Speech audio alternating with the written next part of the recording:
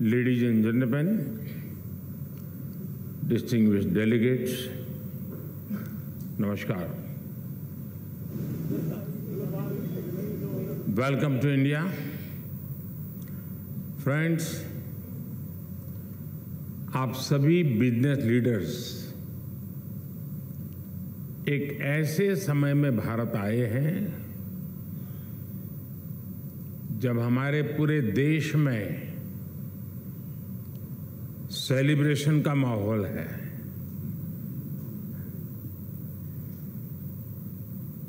भारत में हर साल आने वाला लंबा फेस्टिवल सीजन एक तरह से प्रीपोन हो गया है। ये फेस्टिव सीजन ऐसा होता है जब हमारी सोसाइटी भी सेलिब्रेट करती है और हमारा बिजनेस भी सेलिब्रेट करता है। और इस बार ये 23 अगस्त से ही शुरू हो गया है।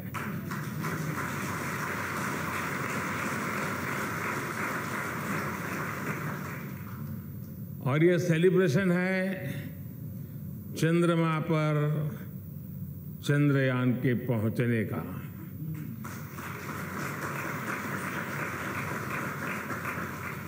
भारत के लूनर मिशन की सफलता में हमारी स्पेस एजेंसी इसरो की बहुत बड़ी भूमिका है, लेकिन साथ ही इसमें भारत की इंडस्ट्री ने भी बहुत बड़ा सहयोग किया है। चंद्रयान में यूज किए गए अनेक कंपोनेंट्स हमारी इंडस्ट्री ने, हमारी प्राइवेट कंपनियों ने, हमारे एमएसएमईज ने उसको आवश्यकता के अनुसार तैयार कर समय सीमा पर उपलब्ध कराए हैं। यानी ये साइंस और इंडस्ट्री दोनों की सफलता है। और इम्पोर्टेंट ये भी है, इस बार भारत के साथ साथ पूरी दुनिया इसे सेलिब्रेट कर रही है। ये सेलिब्रेशन एक रिस्पॉन्सिबल स्पेस प्रोग्राम चलाने का है। ये सेलिब्रेशन देश के विकास को एक्सेलरेट करने का है। ये सेलिब्रेशन इनोवेशन का है। ये सेलिब्रेशन स्पेस टेक्नोलॉजी के माध्यम से सस्टेनेबिलिटी और इक्वलिटी लाने का है। और यही तो इस B20 समिट की थीम है, raise.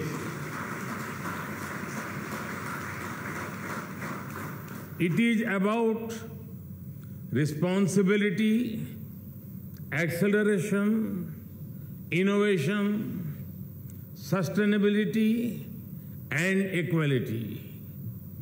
And it is about humanity.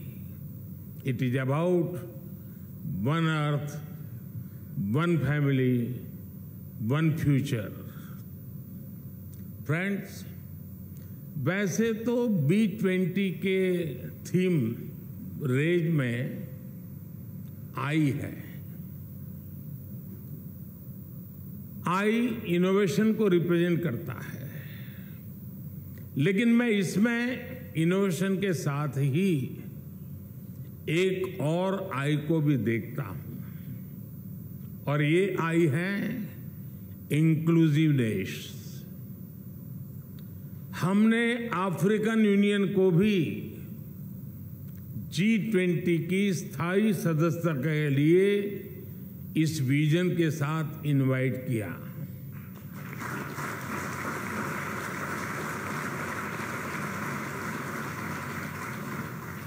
B20 में भी अफ्रीका के इकोनॉमिक डेवलपमेंट को एक फोकस एरिया रखा गया है। भारत का मानना है कि ये फोरम अपनी अप्रोच में जितना इंक्लूसिव होगा, उतना ही बड़ा इसका इम्पैक्ट होगा। इससे ग्लोबल इकोनॉमिक चैलेंजेस को हैंडल करने, ग्रोथ को सस्टेनेबल बनाने और यहां लिए गए फैसलों के इम्प्लीमेंटेशन में हमें उतनी ही अधिक सफलता मिलेगी। फ्रेंड्स, कहते हैं कोई भी आपदा आती है, बड़ा संकट आता है, तो वो हमें कुछ न कुछ सबक देकर जाता है, सिखाकर जाता है। 2-3 साल पहले हम दुनिया की सबसे बड़ी महामारी, 100 साल में आए सबसे बड़े संकट से गुजरे हैं। इस संकट ने दुनिया के हर देश को, हर समाज को, हर बिजनेस हाउस को, हर कॉरपोरेट एंटिटी को एक सबक दिया है। सबक ये कि हमें अब जिस चीज पर सबसे ज्यादा इन्वेस्ट करना है वो है आपसी विश्वास, म्यूचुअल ट्रस्ट। कोरोना ने दुनिया में इस आपसी विश्वास को तहस नहस कर दिया है और अविश्वास के इस माहौल में जो देश पूरी संवेदनशीलता के साथ, विनम्रता के साथ विश्वास का झंडा लेकर आपके सामने खड़ा है, वो है भारत।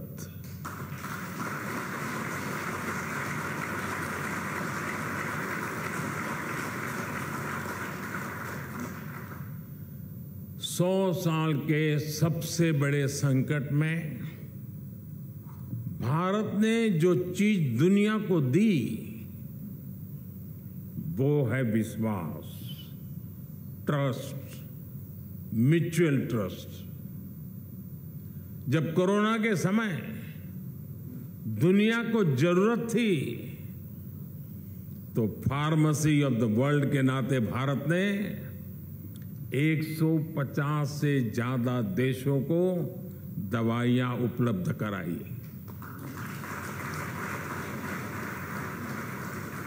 जब दुनिया को कोरोना की वैक्सीन की जरूरत थी तो भारत ने वैक्सीन का प्रोडक्शन बढ़ाकर करोड़ों करोड़ों लोगों की जान बचाई।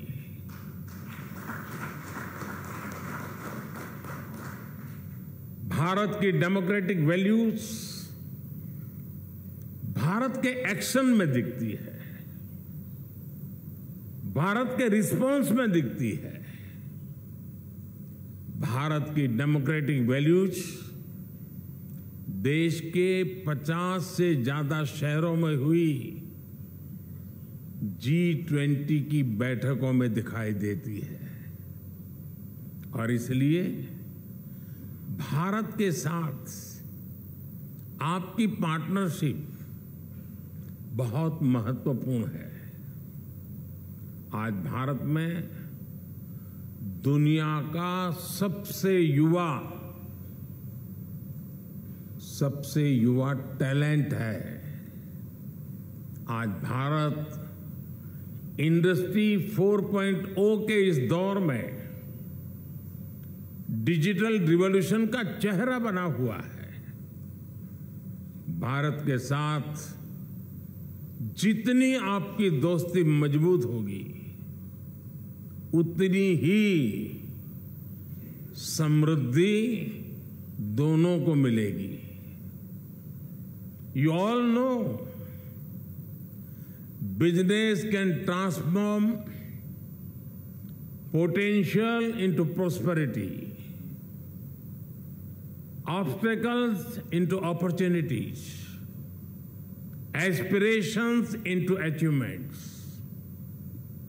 Whether they are small or big, global or local, business can ensure progress for everyone.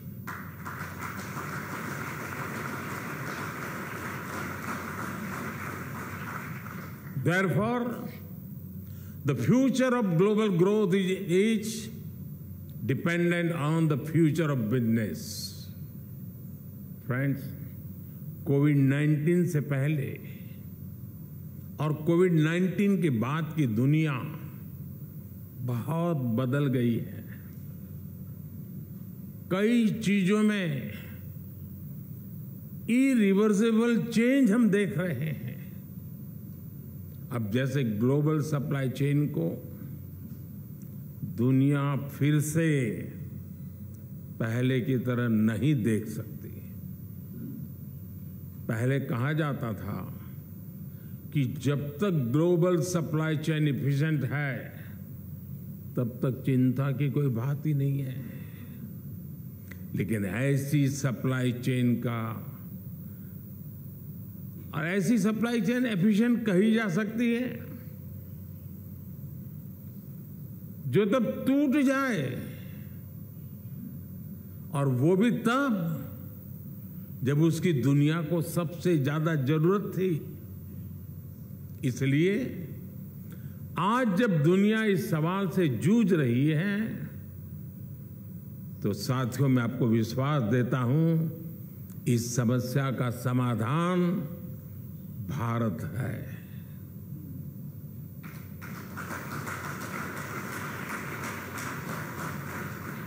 एक एफिशिएंट और ट्रस्टेड ग्लोबल सप्लाई चेन के निर्माण में भारत का अहम स्थान है, और इसके लिए ग्लोबल बिजनेस को अपनी रिस्पांसिबिलिटी आगे बढ़ाकर और आगे बढ़कर के हम सबको मिलकर के उठानी होगी।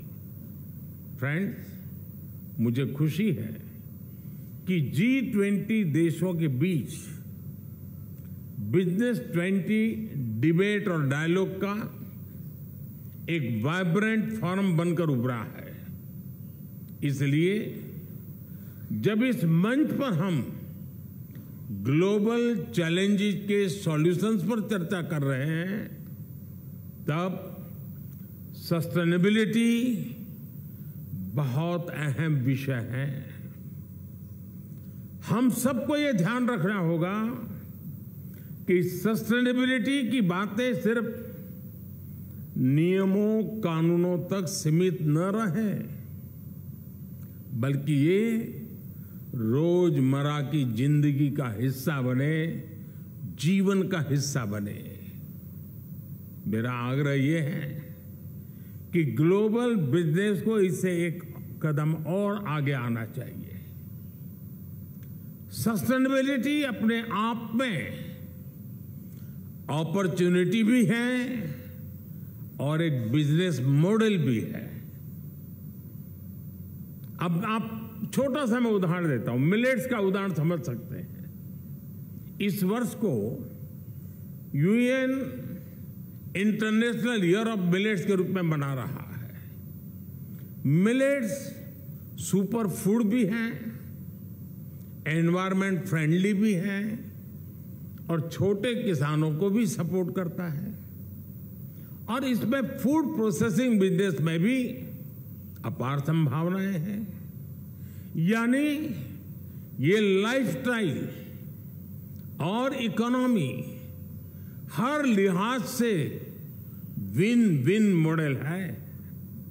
इसी प्रकार हम सर्कुलर इकोनॉमी को भी देखते हैं, इसमें भी बिजनेस के लिए बहुत बड़ी संभावनाएं हैं। भारत में हम ग्रीन एनर्जी पर बहुत अधिक बल दे रहे हैं। हमारा प्रयास है कि सोलर एनर्जी कैपेसिटी में जो सफलता भारत को मिली है, इसको हम ग्रीन हाइड्रोजन के सेक्टर में भी दोहराएं। भारत की कोशिश इसमें भी दुनिया को साथ लेकर चलने की है, और ये कोशिश इंटरनेशनल सोलर अलायंस के तौर पर भी दिखाई देती है।